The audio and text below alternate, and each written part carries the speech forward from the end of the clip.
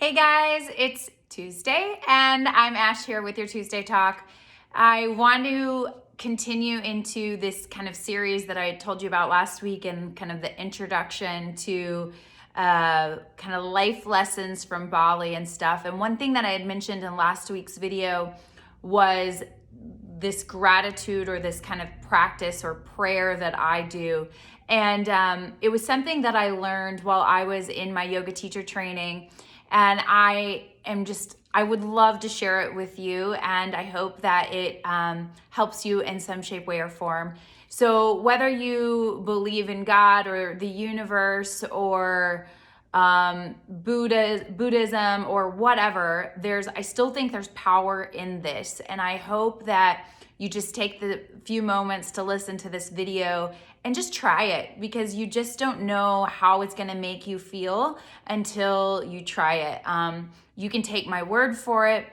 I think it's powerful, but it's kind of like a lot of experiences in life. Like, you really don't know, like, this was something that my teacher would explain to me a lot, is that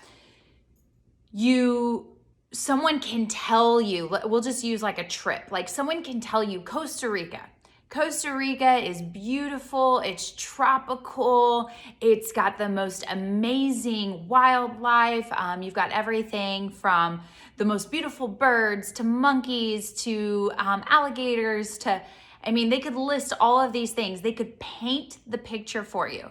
Yes, you're envisioning it. Yes, you're seeing it. But you don't really get it or feel it or understand it until you're there, right? So, and granted, that may not have been the best example, but that's an example that I think that you can probably apply to a lot of things in your life, right? So I just encourage you to get out of your comfort zone and try, because why not? We have a lot of time on our hands to do with it what we will. And yes, I know some of you may be working, but this is for you. This practice is for you so that you can feel the effects. So what this is my teacher called it INNER PUJA. And if you are a yogi and maybe you practice puja and all of that, this is just another way of doing it. And to be quite frank, some of the other puja practices didn't fully resonate with me, but this one did. And so I took that and I made it my own. Now, when I do this practice, I happen to pray. I pray to God and I say these steps I'm going to go through with you. But that may not be for you. Maybe it's just sitting and still and internally saying what we're about to go through. So again, make it or take it for what you will, but definitely try it.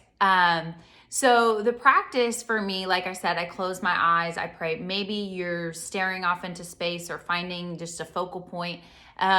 Maybe you're feeling like you're in a meditative state, whatever that is. And the 4 things that I go through, there's 4 premises. The first one is gratitude, okay? So I will pray, or I will say aloud, or internally, again, your call on that, everything that I'm grateful for, okay? And I just kind of list those things. The second one is compassion. Compassion for myself. So I ask for compassion for myself. I pray for that because I'm the first to beat myself up. I'm the first to feel like I shoulda, coulda, woulda, all of that stuff. I'm my own toughest critic, as I think most of us are. But then I also pray for compassion for others, compassion for people that I know, compassion for my family, compassion.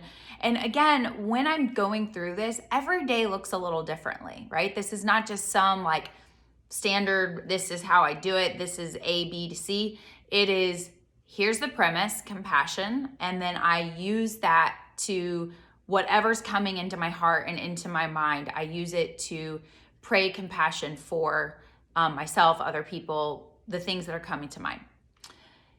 The third one is forgiveness, okay? And this is a big one. One, I do pray for forgiveness for myself because I know I am strong and capable and have all of these things, but I am the first person to tear myself down and to say some really ugly and mean things to myself. So I ask for forgiveness for that, because that is not right. I was created by God to do some amazing and wonderful and powerful things. And again, if you don't believe in God, but you believe in the universe, whatever that is, you can still ask for forgiveness for that, for yourself, for the things that you're saying to yourself. And then I extend that forgiveness onward and outward, whether that's to somebody who hurt me, whether they know they hurt me or not, or I saw them maybe hurt somebody else, or I don't even know the person sometimes. And so I'll just, as a general, asking for forgiveness for people that don't know what they're doing or don't know the right from the wrong, or maybe they do, but they don't understand. Whatever. Again, it's whatever comes to mind, right? And then the final one is guidance, okay? So guidance to do what you need to do to be a light into this world. For me, I ask guidance in wisdom and in the words that I speak, to not only to myself, but to others, to the people I love the most, to strangers I may encounter, whatever that is for you. Guidance of what I am to do and to get out of the day, and how I'm supposed to move forward in the day.